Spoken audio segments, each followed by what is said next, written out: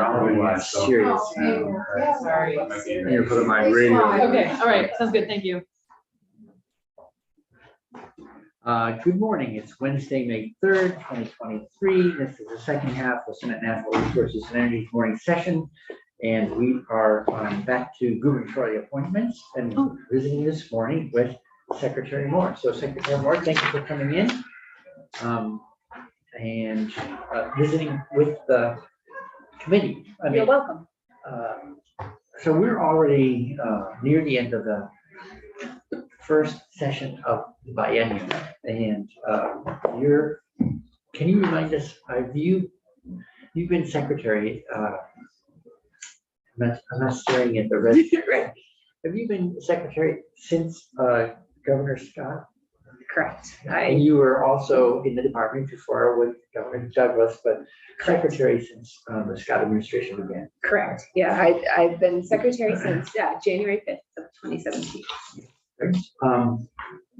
So I would say we know that you'll be staying on as secretary, but I think for the committee, it's always helpful to hear standing away. We were just talking about a list of like 13 bills to get out of the woods a little bit and look at the forest.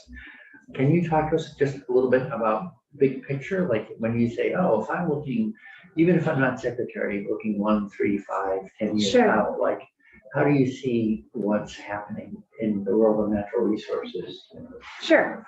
So maybe starting with 1 year out, just because we spend a lot of time thinking about it. I think the greatest opportunity and challenge that sits in front of the agency is the effective deployment of all these federal funds. ANR has been I think I would argue, disproportionate recipient of a lot of these monies, and it is an amazing opportunity to get after, in particular, infrastructure needs related to water, sewer, and stormwater that have been unmet for years, if not decades, probably since the construction grants program ended from EPA in the early 80s. But it's also that opportunity is finite. The timelines that exist for those funds, the federal timelines that exist for those funds are unbelievably challenging. And I think we are as well positioned as I could have imagined we'd be as an agency to really take full advantage of those federal dollars. But to me, we can't take our eyes off that for a moment. Yeah, so there's different tranches of money, right? You're still dealing with ARPA funds, Infrastructure Jobs Act money. Correct. Also the IRA money that has environmental tranche within it. It does. So there's ANR received about $230 million of ARPA funding, largely for water infrastructure initiatives. A little bit of funding went into the Department of Forest, Parks, and Recreation to do some urban tree planting as part of the overall climate package, but most of the climate money sits in other parts of state government for administering under the IIJA, or Bipartisan Infrastructure Law. The agency is slated to receive an additional roughly $320 million, again, largely focused on water infrastructure projects with some targeted initiatives related to lead service line replacement, as well as PFAS and other emerging contaminants of concern. There is also a tranche of money in the Bipartisan Infrastructure Law to support some updates and then some implementation efforts related to our forest action plan. And that's work that's just getting underway now, but it's sort of an area there's a set of federal expectations that have been very poorly resourced for a considerable amount of time. So it is a really good opportunity for us, particularly knowing the important role our forests play in our overall climate resilience to be able to take on some of these tasks. And then under the Inflation Reduction Act, we have applied for, as the deadline has just passed February 28th, for the initial, I think they're calling it presumptive funding for the climate pollution reduction grants, which is the $3 million EPA has said will be provided to each state who submits an eligible application. But really the the next phase of that, which is the implementation grants that build on the planning work that'll be done under the climate pollution reduction grants will open later this year. And so, I think there's $4.7 billion nationwide. My understanding is all but one state ended up applying for that initial $3 million worth of funding, but it's not clear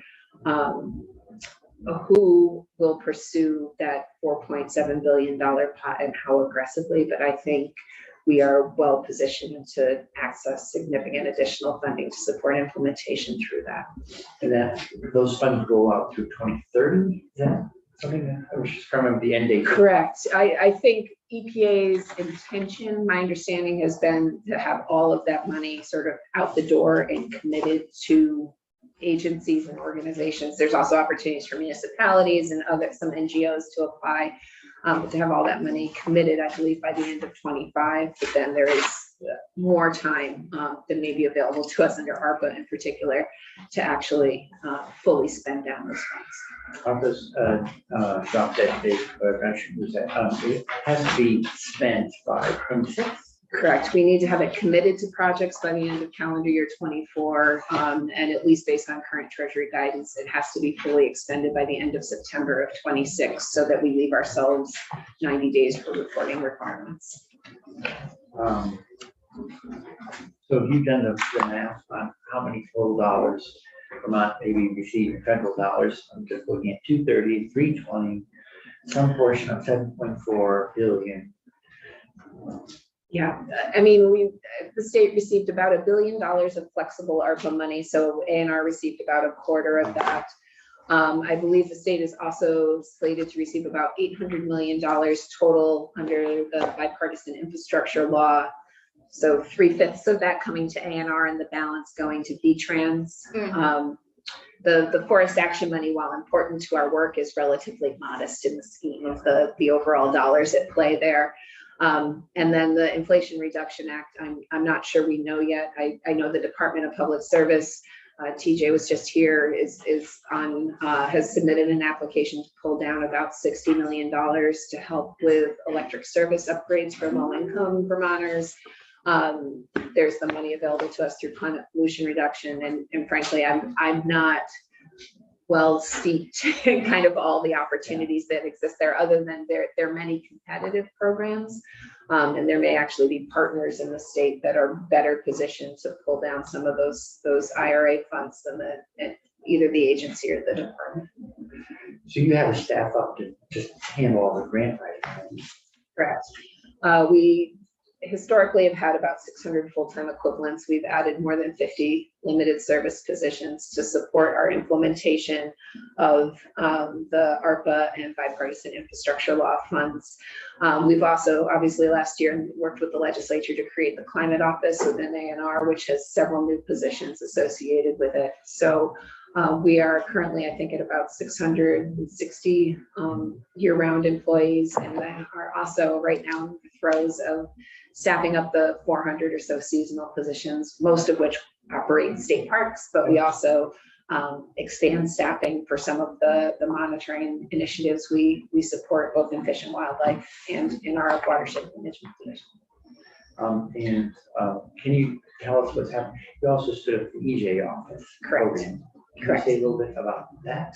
Yes, so we have just recently onboarded the 2 EJ coordinator positions that were included in Act 154 that passed last session. So now there are 3 full-time staff supporting the EJ work within ANR.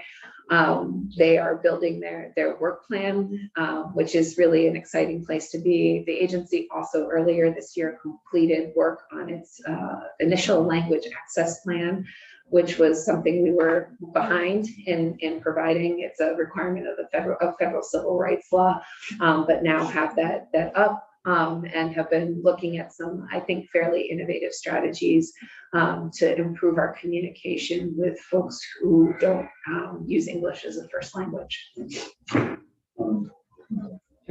Thank you, Chair Bright. And I assume that we're in free-flowing conversation. for sure. Okay, just wanted to check in case there was a specific department by department strategy on this one. Well, I just want to start by saying thank you so much for the dedication and work that you've put into Vermont. I mean, it's your resume alone, which thank you for sending online, by the way, just shows that you've worked in like public service or public service adjacent jobs for your entire career. And I just want to applaud you and thank you for that, because I know that that comes with a thanklessness as well as an obligation to kind of take it as it is. So, and at times too, and I realize this might sound like a comment on S5, but it's not meant to be, which is there might be policy disagreements, but there are also personalities, and just how do you manage those? And it's clear that you have a real backbone of professionalism that guides you in that. So I really respect that. But my question is about kind of management style. And you've got all these folks under you who are looking up to you for guidance. And then you're also in a way middle management, like in the governor's office. So I'm wondering if you could talk about how you've navigated that and if you feel like you have the resources to do it effectively. Yeah, I mean, I often tell people I think I have the best job in state government. That's what your Fish and Wildlife people say too. There's some stiff competition within the agency for sure. But part of it is the caliber of the employees that ANR is able to attract. We're frankly just to the rafters with brilliant scientists and engineers who are deeply passionate about the work they're engaged in, right? And my greatest challenge, and it's a challenge I welcome, is trying to then manage folks who believe their particular resource that they've been charged with stewarding is the most important, right? And so there are times where what our foresters may recommend versus what our biologists may recommend versus what our watershed planners may recommend don't line up perfectly in trying to manage and navigate that. As far as a management approach, making sure that folks feel heard, even if I end up having to go a different way with the decision, is sort of the most important piece, because it's not, in recognizing there's a balance that has to be struck there. My hope is that staff bring to me their best arguments for protecting the resource that they're particularly knowledgeable about. And then my job is to balance and try to make the decision that's the best, produces the best outcome for all of Vermont's natural resources. So it's a bit of an optimization problem. And do you feel, well, that's the whole job. That's the most difficult part. Do you feel like you have the resources that you need? And I know your answer will be yes, but do you feel like if you were handing this job off to someone in many decades from now, that person would have the tools that they need and the resources to continue to effectively manage? I mean, I think it's a balance, right? Like there's always a need to set priorities. There's always things that go undone as a result.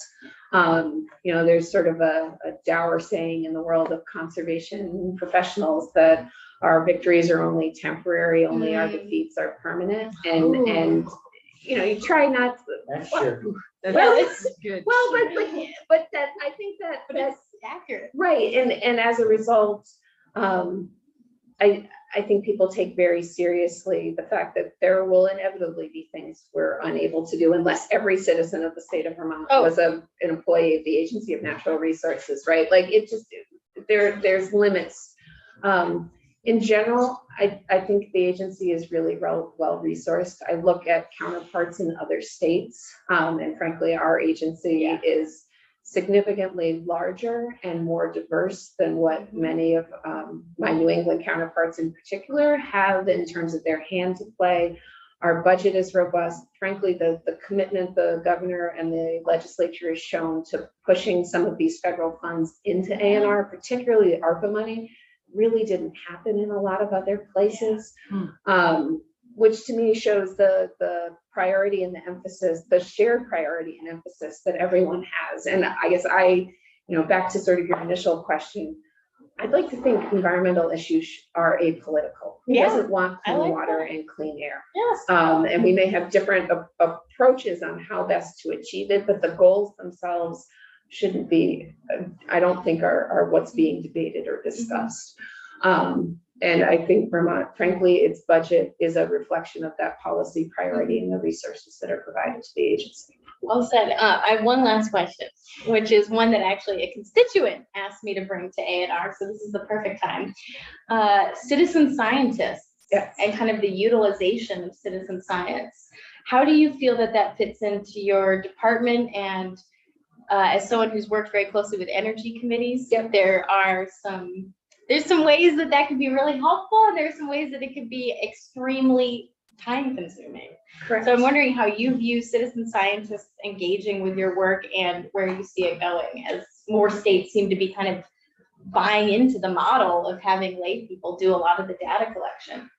Yeah, I think we have frankly a long history of that. Probably our best example is the La Rosa Lab Partnership and the Lay Monitoring Program that are both run out of the Watershed Management Division in DEC. How many salamanders are there? Well, these are actual water quality samples. And generally folks are looking at sediment, E. coli bacteria, and in some instances, nutrient pollution in receiving waters.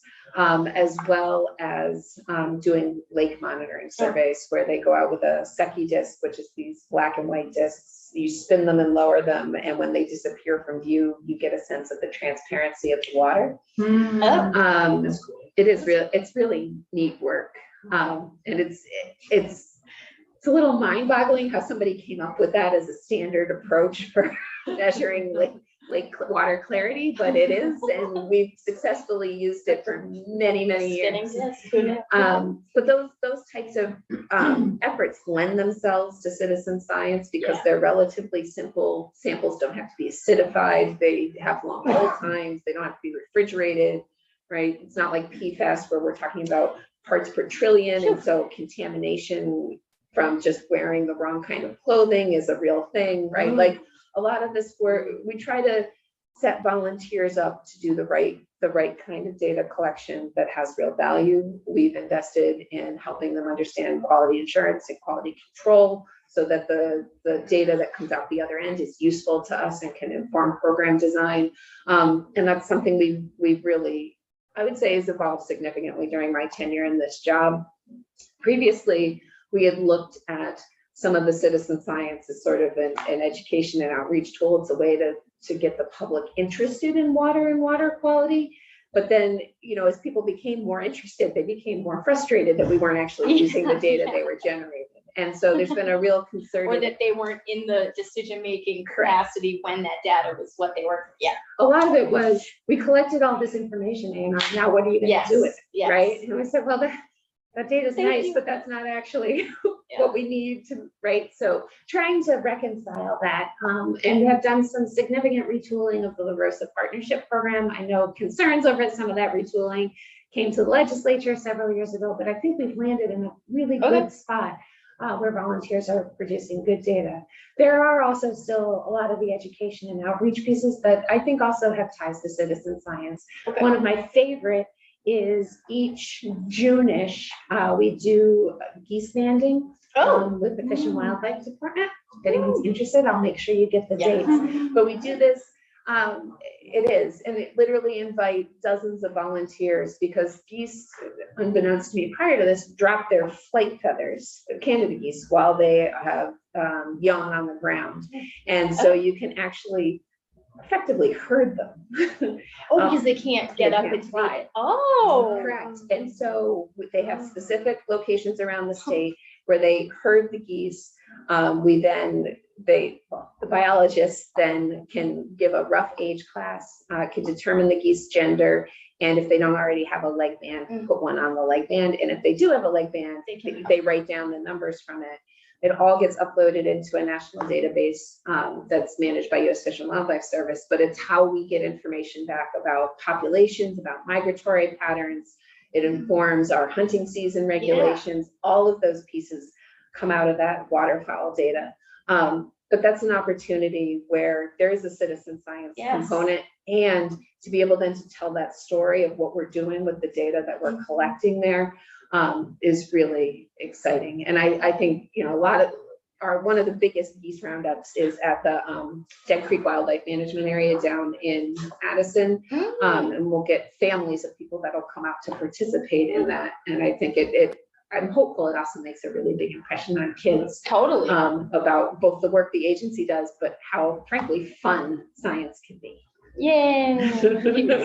Senator Watson hates science. I know. Kids learn I've heard that about her. Yeah. When is that again? It's usually, I think it's right around the 4th of July, like late June, early July. That's cool. But I'll be sure to let you all know when it gets Yeah, scheduled for this year. But last year was the first year we did it post-COVID. We had done it with staff only for several years.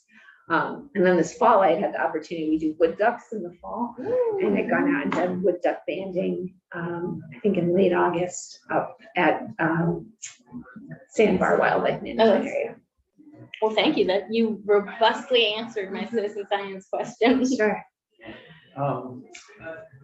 So if we started out with sort of this mundane question, 1, 3, 5. Oh, yeah, I only got through one, Senator Brace, Well, too.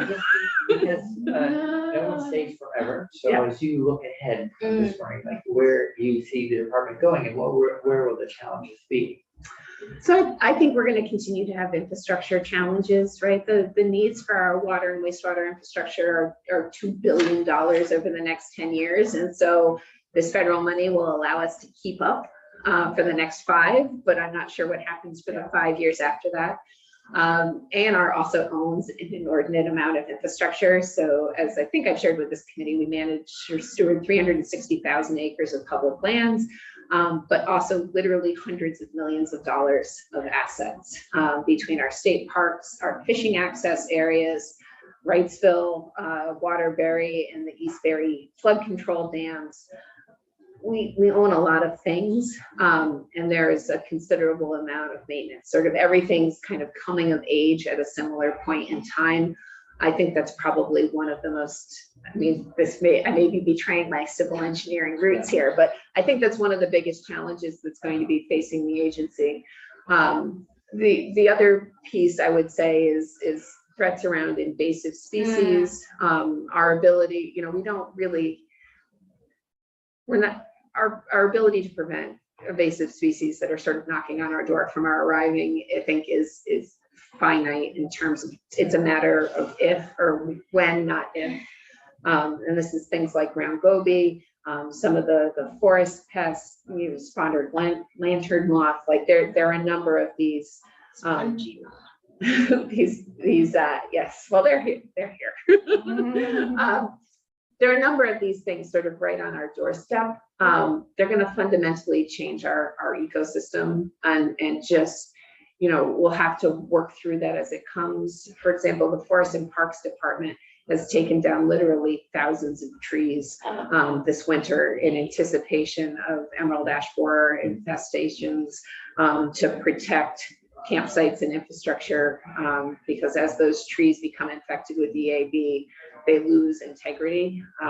I've heard it described that they will collapse like styrofoam cups, and clearly you don't want a tree collapsing like a styrofoam cup on a tent. So there's a lot of work and management to be done in that space. And to my mind, the DEC sort of equivalent of some of the invasive species concerns in Fish and Wildlife and Forests and Parks is probably emerging contaminants. PFAS, it may be the tip of the iceberg. There's a lot of we don't know what we don't know. There are a lot of things in the stream of commerce that we'll continue to learn about, and figuring out how to manage some of these really challenging chemicals and compounds is going to be another long-term challenge for the agency. Especially on the chemical front, since these are really national issues, how helpful is the federal government being, and has it changed in your tenure, and do you have hopes of having them be more helpful? Like TSCA, I don't think it's been particularly helpful or protective of the health of the citizens of this country since it passed. No, I guess I'd say I'm disappointed by how the federal government has approached some of these issues sort of across both administrations. PFAS is probably the poster child for what ends up happening with an absence of federal leadership, that you end up with a state by state approach. And how do you explain to somebody who lives on the New Hampshire, Vermont border that water that we are saying is not safe to drink, the state of New Hampshire is saying that's okay.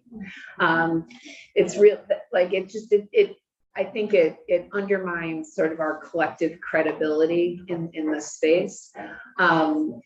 The other piece would be, so now we're moving on to trying to remove PFAS from the stream of commerce, S25 being an example of that. Again, that's bill that's necessary because there isn't federal leadership, right? And I know we've testified in support of trying to have that match what some other states have done and sort of create a little bit more consistent of an approach nationwide.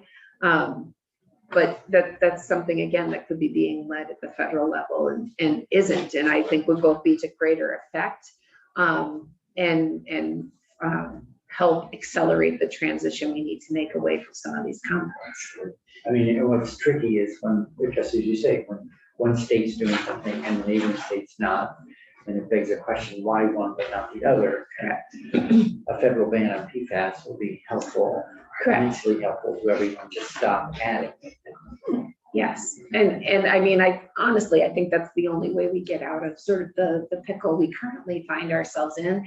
We need to remove these things from the stream of commerce. Otherwise, we're just trying to catch them on the downstream end with significant costs occurring to drinking water facilities and wastewater facilities for something they have absolutely no control over.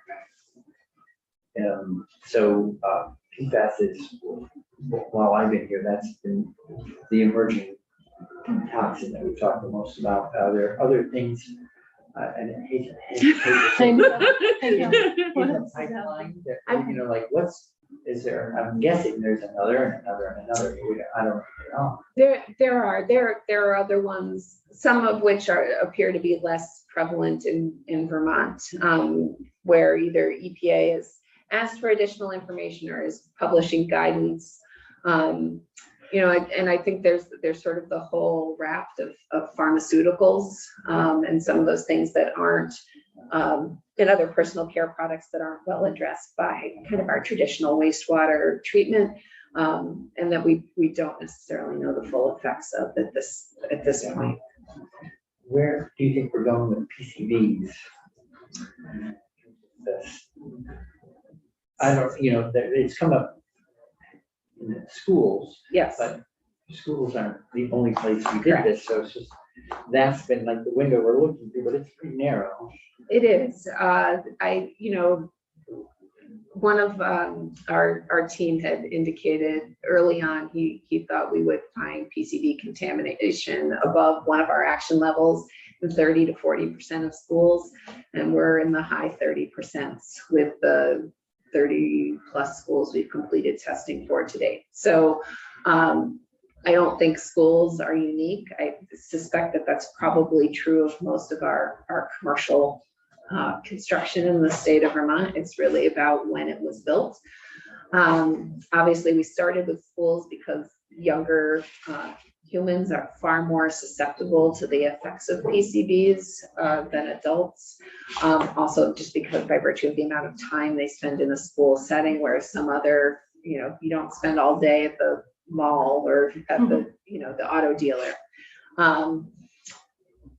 But I think we'll learn that this stuff is far more present than we currently know. And at potentially problematic levels. I don't think it's really a residential construction, but apartment buildings particularly could be susceptible to it because its applications were more commercial industrial, but apartments would probably fit into that commercial space where you're putting in sort of a tougher set of facilities.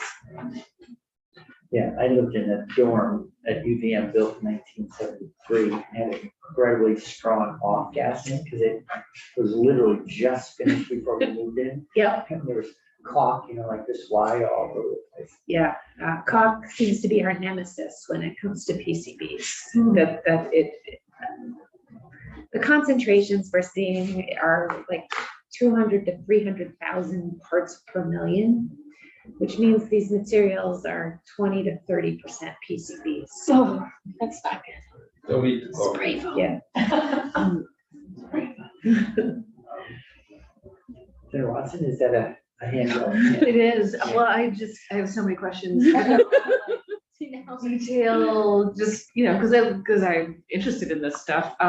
Sure. Like, one of the things about chemistry is that it's not always, like, we understand why knives are dangerous because we know how to use them. But we know what they do, we know why they're useful, but with chemicals, sometimes it's not always evident, like why something is dangerous, why something is useful.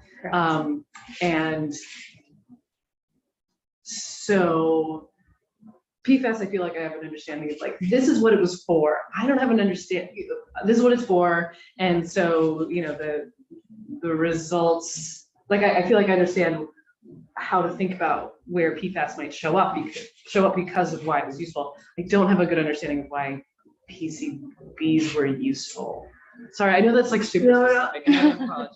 No, And this so- will determine. I know. Whether or not I invited Sam. Exactly. Time to get to our toughest question. Yeah.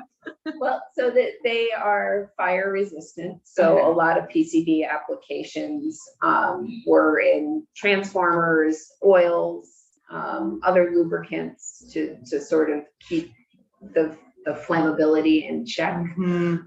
They are also really durable, so they help keep those same products from breaking down, which seems like a good thing.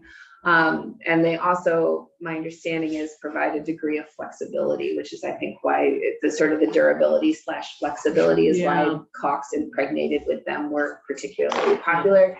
Yeah. They also exist a lot in fluorescent light ballasts, and I don't know enough about light ballasts to know why. That's interesting. Yeah, there's one school that we've been hearing about that has had like a specific There's Either specific types of thing. lights. Yeah, that Yeah, like light bulbs or totally ballasts. out of context with other Right. schools. It's just, there was a particular sort of window in time where light ballasts contain PCBs. Weird. And Okay, cool. but I don't Thank know you. what function they provide in that. No, think this is helpful.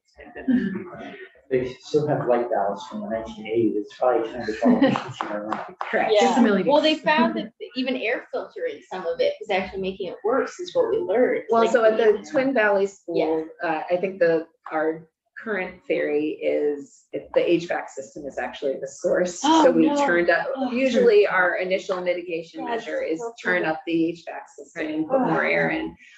That's all, that is why we do confirmatory testing, and the confirmatory testing showed that that did not have the intended effect in this instance.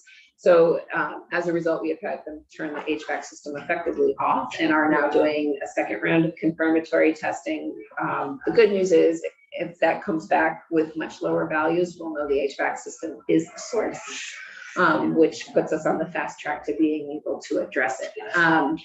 So it's, I would say that wasn't the result we wanted, but the testing program is working as intended, which is we generally turning up the airflow is the right first step. Sure. That's why you do the follow-up testing to make sure it actually worked and not just assume it's going to work. And we found out in this instance that we needed to go a different direction. Okay.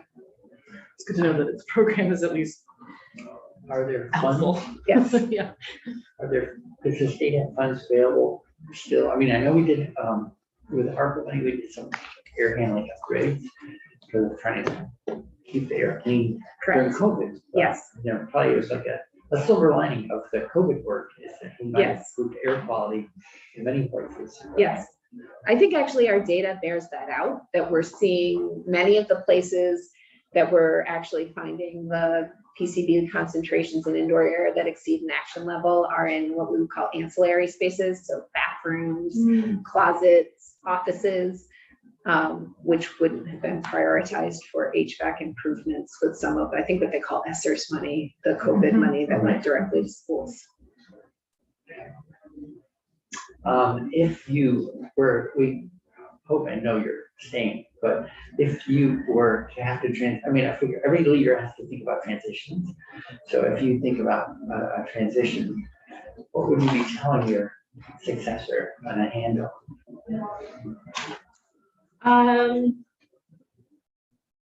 I think it's, being able to think both near term, medium term, and long term is really essential in probably any leadership role, but maybe none more so than natural resources. Human needs are often right here, right? And you're really dealing in the immediate. Ecological needs tend to be out here. It sometimes allows them to be overlooked. If you think about in the immediate needs, many of the immediate needs the agency is engaged in dealing with are the real immediate public health concerns, whether PCBs in indoor air, PFAS in drinking water, et cetera. And that's really important work, and we need to continue pursue it aggressively and help keep Vermonters as healthy and safe as possible.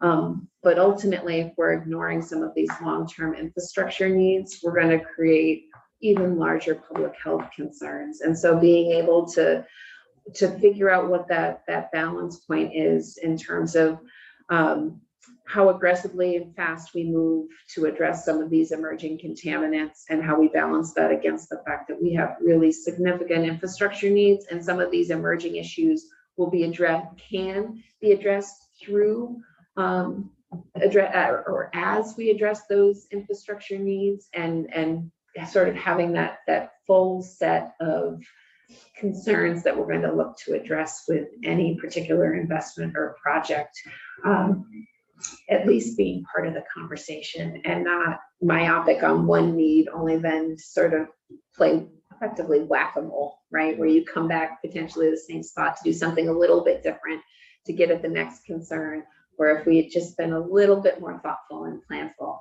And it's hard because people don't want to be exposed to environmental contaminants. I don't want to be exposed to environmental contaminants. And so suggesting that there's any value in a little bit of more time to be more thoughtful in our approach is often a hard sell.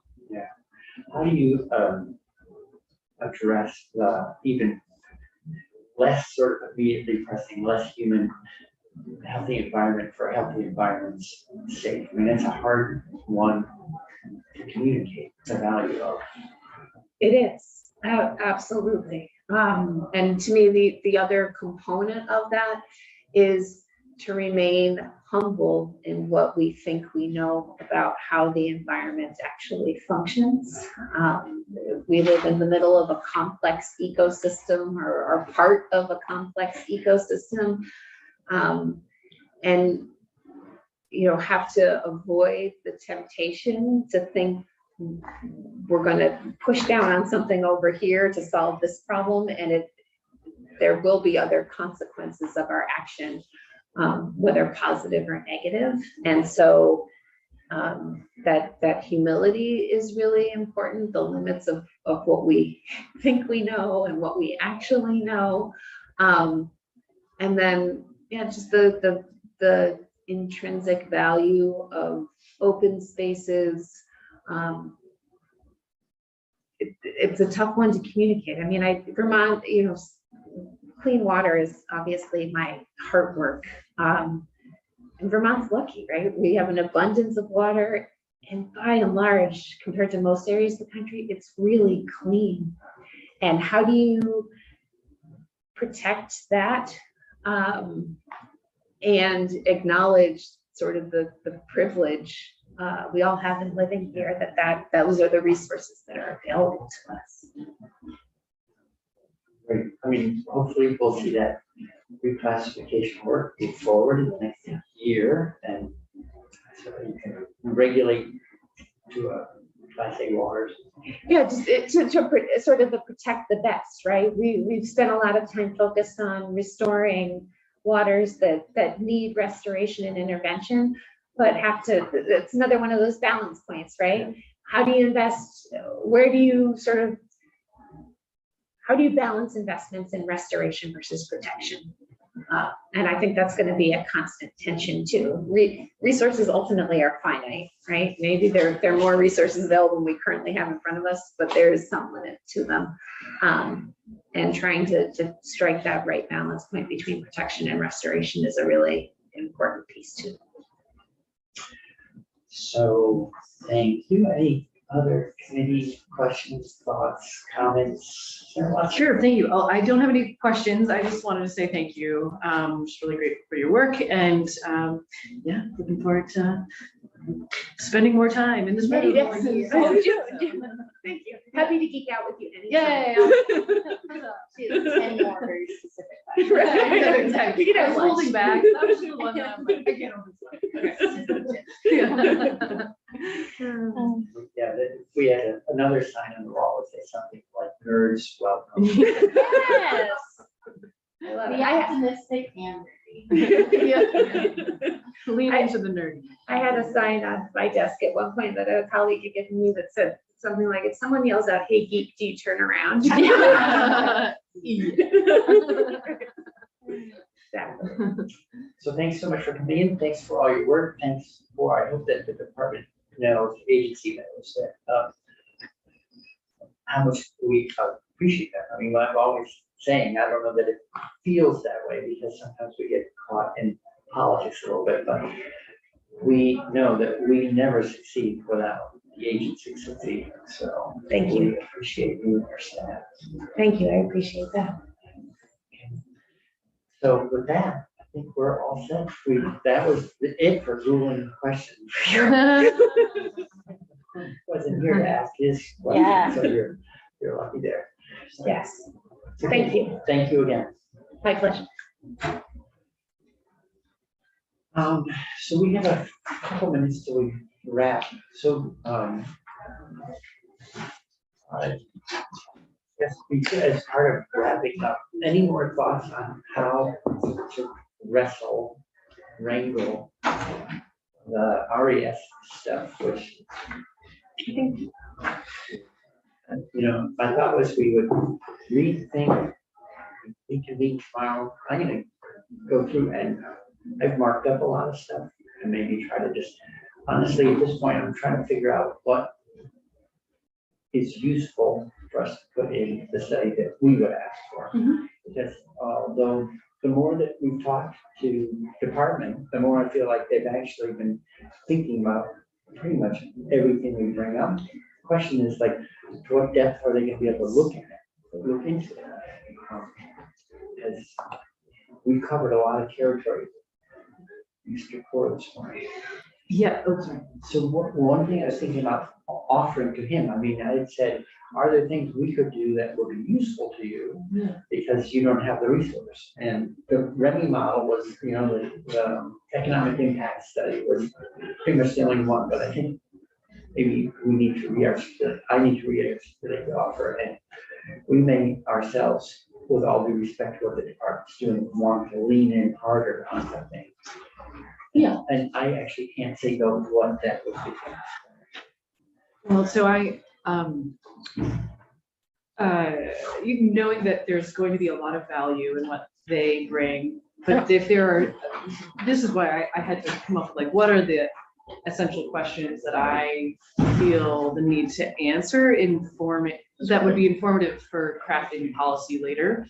And maybe I need to hone some of those questions, maybe they're not quite the right questions, but I feel like those are maybe the places where I would be interested in depth. And I think, there's potentially value in making sure that those places go deeper than it's hard to know, like based on the breadth of what they're covering, what will shake out to be realistic in terms of what they actually go deep on. Right. Because I believe they would want to go deep on all the things, but it could be encyclopedic, as you said, and that's not. Maybe we just need to specify what the places are that we would like depth and.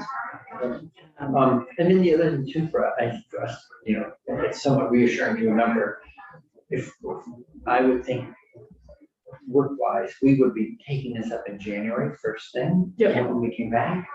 And so then we have the ability, like, look at what we did on S5. Mhm. We went a long way. Yeah. digging in, all that stuff, and got a lot answered. Asked a lot of questions and answered a lot of questions, so I'm feeling like we don't need to figure that out, we just need a better data set for when we come back. And then I'm pretty sure this committee is good at asking questions, so we'll begin and do it again. Okay, great, so thank you. One thing I thought before we go is, Oh, do we need to vote? pardon me? We need yeah, to we should, vote? yes. We need, I I think we, would love to vote so I can turn that in. Yeah. Sooner rather than later. So I think the chair has to ask a question, put a motion to the committee, so the committee needs to make a motion. Move that we, what is the motion? We recommend. Recommend confirmation, Secretary Moore. okay. Any further discussion? All those in favor, please say aye. Aye. All those opposed, nay. I hear that as 401. I would love to report this one, yeah, thank you. Okay, thank you, everyone.